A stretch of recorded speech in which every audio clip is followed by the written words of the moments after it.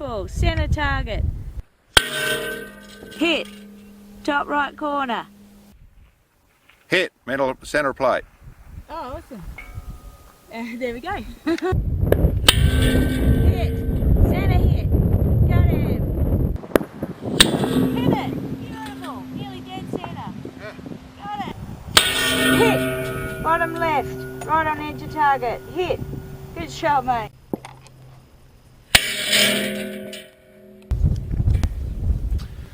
Hi everybody, today I want to do a quick video about something that we're very happy about.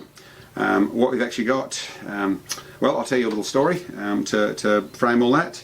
What I'm in the process of is building the next level of the 6.5 budget ELR build.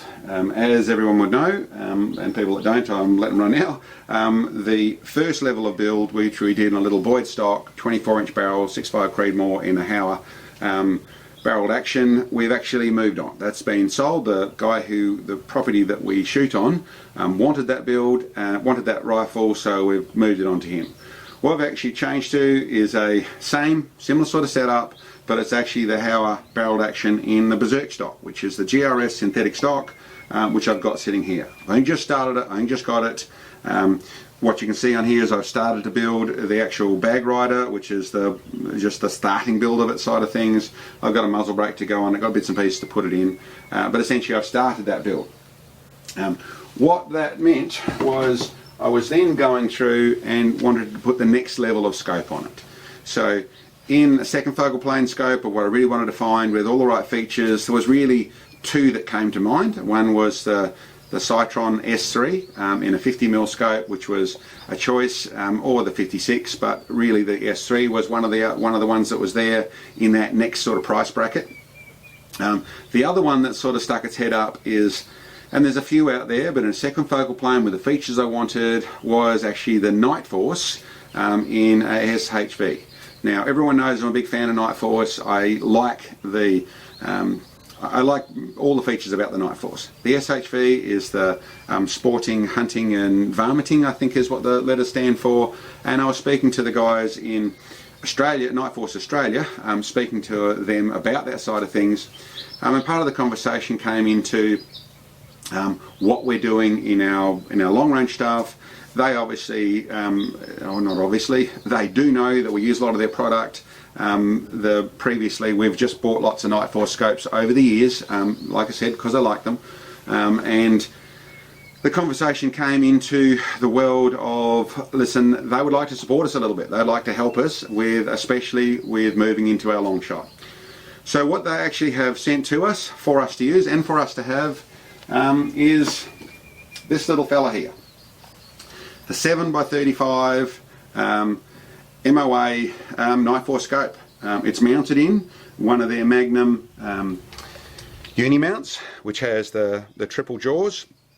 It's a 7x35, and for that extremely long shot, so the actual powers are right up to 35, down to 7.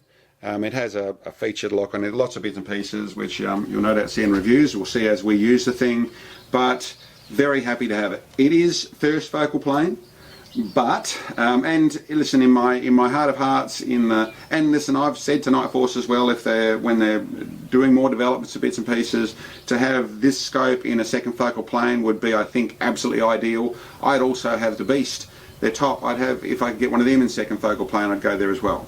But in fact, I'm going to, at this stage, be using the Charlie Tarak, or the periscope system on the Frontier, which gives me my extra elevation, means that I'm not using holdover to do my extreme shot. And for those people who don't know, listen, whether it's 3 miles or it's 5Ks or it's 5,300 yards, or 5,000 yards, there's a few spots that we're going to try and shoot into. We have to wait until summer comes to actually find out where it is.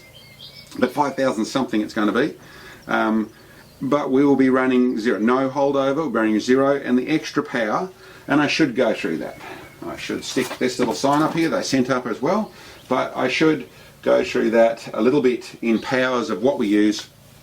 And that is, for a for most of my shooting. Not hunting.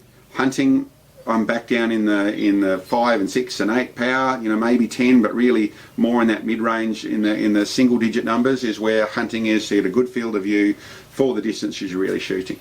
For my long-range stuff, for my ELR stuff, even out to 3,000 yards, I tend to be shooting at 15 power.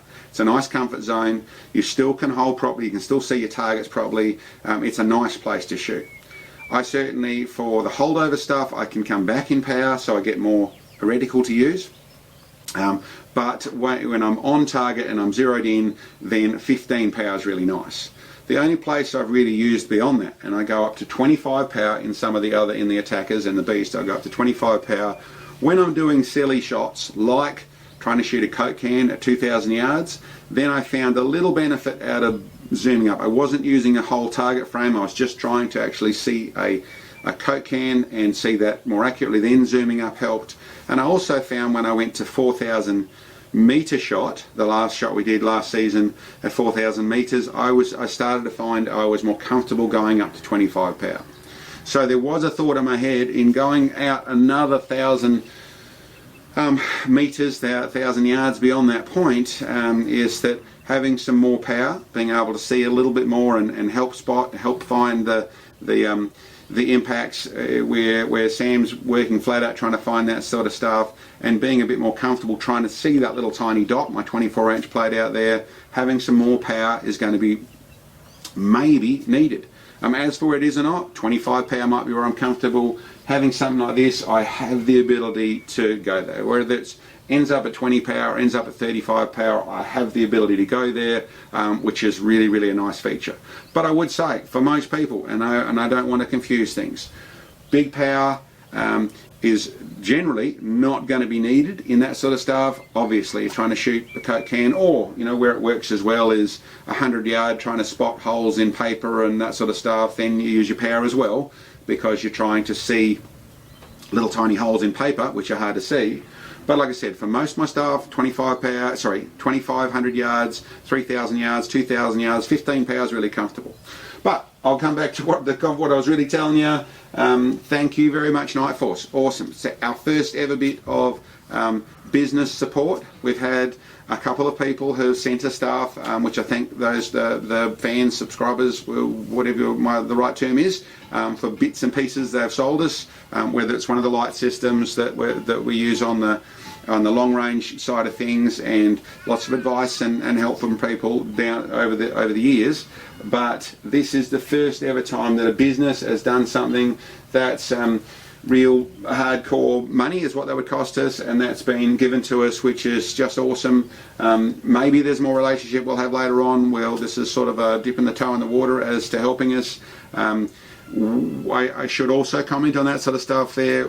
At this stage, we haven't gone with any other way. We earn a little tiny bit out of, which is a little tiny bit in the way of our ad revenue from YouTube. We don't get a lot being a gun channel, and it does cost a lot. There's a lot of money, a lot of effort in what we're doing. Not crime poor. We are very happy doing what we're doing. We work hard to make it happen, but some support from places is awesome. Thank you very much. Anyway, guys, that's the day. We'll be back with a bit more about the GRS now, or it's how I build with the GRS stock, and we've got a development path to go through that. I also very shortly will be putting on the overview on this rifle, on the rifle this is going on, I should say, which is my 375 Gibbs, which I'm running. It now has a new barrel on. We've done a new muzzle brake for it. Everything else is running like it was, but we are very proud to say we have the new 7x35 Nightforce in MOA scope that's going to be bolted on top of it for when the weather dries out and we start trying to shoot ridiculous distances again. Anyway, thanks guys, and we'll catch you next time.